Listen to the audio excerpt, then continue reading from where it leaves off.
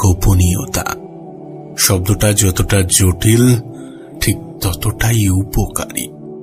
আমাদের জীবনের এমনও কিছু বিষয় আছে যেগুলোকে গোপন রাখাটাই উত্তম, যেগুলোর বিষয়ে গোপন থাকাটাই উত্তম। আচ্ছা, তোমার কি মনে হয় এ বিষয়ে কোনো কি সন্দেহ থাকতে পারে যে আমরা মানুষের সামনে ঠিক যতটা প্রকাশ করব, মানুষ আমাদের বিষয়ে ঠিক ততটাই জানতে পারবে? তুমি অন্যের সামনে যতটা প্রকাশ করবে, অন্যরা তোমার বিষয়ে ঠিক ততটাই জানতে পারবে। এ বিষয়ে কি কোনো সন্দেহ আছে? তুমি তোমার নিজের বিষয় যদি নিজে গোপন না রেখে অন্যের সামনে শেয়ার করো এবং যদি তাকে গোপন রাখতে বলো, সেটা কি গ্রহণযোগ্য? তুমি একটা জিনিস খেয়াল করে দেখবে, যারা মানুষের সামনে নিজেকে যত বেশি এক্সপোজ করে, যারা মানুষের সামনে নিজেকে যত বেশি তুলে ধরে, যত বেশি প্রকাশ করে, তাদের জীবনে সমস্যার মাত্রা একটু হলেও বেশি থাকে। আমরা আমাদের মনের অজান্তেই জীবনের এমনও কিছু বিষয় মানুষের সামনে প্রকাশ করি যেটা পরবর্তীতে আমাদের আফসোসের কারণ হয়। আর আফসোস এমন একটা জিনিস, একটা নির্দিষ্ট সময়ের পরে যার কোনো মূল্য থাকে না। সেই জন্যই হয়তোবা বলা হয়, সময় থাকতে তুমি যদি নিজের জীবনটাকে সহজ করে নিতে পারো, সেটাই তোমার জন্য সব থেকে বেশি ভালো। আর যদি তুমি মনে করো যে তোমার জন্য সঠিক সময় কোনটা, তাহলে বিশ্বাস করো এটাই তোমার জন্য সঠিক সময়। হ্যাঁ, এটাই তোমার জন্য সঠিক সময়। প্রিয় ভাই আমার, ছোট্ট বোনটি আমার, শোনো, তোমাকে বলি, জীবনের এই 3টি বিষয় কখনো কাউকে প্রকাশ করো না, কখনো কারোর সামনে বলতে যেও না। না, তাই বলে শুধুমাত্র এই 3টি বিষয় তেমনটা কিন্তু নয়। নিজেকে প্রশ্ন করো এবং দেখো তোমার মন কি বলে, তোমার বিবেক কি বলে। যদি বলে যে না, এটা গোপন রাখা উত্তম, তাহলে এটাকে গোপন রাখো। আর যদি বলে যে এটা গোপন থাকা বা না থাকাই কোনো যায় আসে না, তাহলে সেটা তুমি মানুষের সামনে প্রকাশ করতে পারো। কিন্তু মনে রেখো, নিজেকে যতটা গুছিয়ে রাখতে পারবে ততই তোমার জন্য উত্তম। এটা শুধুমাত্র তোমার ক্ষেত্রে নয়, এই পৃথিবীর প্রত্যেকটা মানুষের জন্যই উত্তম। নাম্বার 1, নিজের জীবনের দুর্বলতা। শুরুতেই তোমাকে একটা কথা বলেছিলাম যে তুমি মানুষের সামনে নিজেকে যতটা প্রকাশ করবে, মানুষ তোমার বিষয়ে ঠিক ততটাই জানতে পারবে। তোমার জীবনের গোপনীয়তা তুমি নিজে যতটা অন্যের সামনে প্রকাশ করবে, ততটাই প্রকাশ পাবে। তুমি তো জানো জীবনটা তোমার, তাই তোমার সমস্যাটাও তোমার। তুমি তো জানো তোমার সমস্যার সমাধানটা তোমাকেই করতে হবে। তুমি তো দেখেছ বিপদের দিনে মানুষ কতটা পাশে থাকে।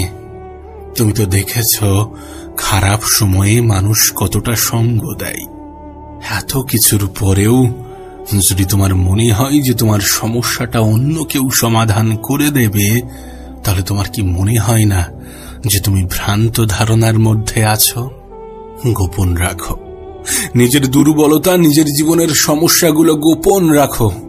না, যদি মনে হয় যে পার্টিকুলার কোনো ব্যক্তি, কোনো মানুষ তোমার সমস্যার সমাধান করতে পারে, দেন তাকে শেয়ার করো। যদি তুমি এ বিষয়ে নিশ্চিত থাকো যে তিনি তোমার সমস্যার সমাধান করার যোগ্য।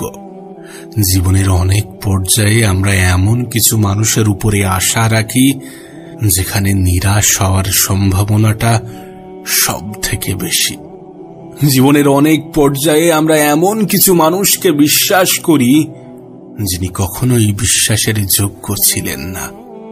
আমরা ভুলে যাই যে পৃথিবীতে নিজের থেকে অধিক আপন কেউ নয়, নিজের থেকে বড় বন্ধু কেউ নয়। আমরা ভুলে যাই যে যতক্ষণে আমরা আমাদের সমস্যা নিয়ে চিন্তা করব, ততক্ষণ যদি চেষ্টা করি, ততক্ষণ যদি নিজের তরফ থেকে যতটুকু সামর্থ্য ততটুকু দিয়ে চেষ্টা করি, তাহলে হয়তোবা সমস্যাটা সমাধানের রূপ নিত, হয়তোবা দৃশ্যটা বদলে যেত। তাই চেষ্টা করো যতক্ষণ পর্যন্ত নিজের সমস্যাটা নিজের আয়ত্তেই আছে, ততক্ষণ পর্যন্ত নিজে থেকেই চেষ্টা করো। আবারও বলছি, জীবনটা তোমার, তাই এই জীবনটাকে নিজের মতো করে সাজানোর দায়িত্বটাও তোমার, তোমার সমস্যাগুলো সমাধান করার দায়িত্বটাও তোমার।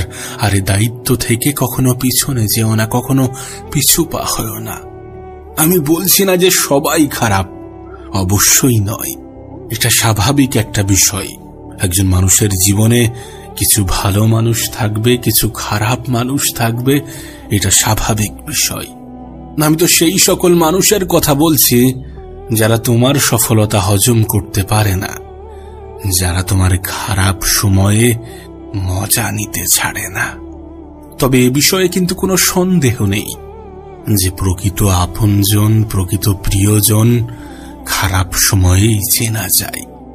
কারণ সুখের ভাগীদার তো এই পৃথিবীর প্রত্যেকটা মানুষই হতে চায়, সুখের ভাগীদার তো সবাই হয়, কিন্তু প্রকৃত আপনজন কারা? যারা তোমার বিপদে পাশে দাঁড়ায় অবশ্যই তারাই। সুখ এমন একটা জিনিস, সফলতা এমন একটা জিনিস, এগুলো মূলত সঙ্গীকে আকর্ষণ করে।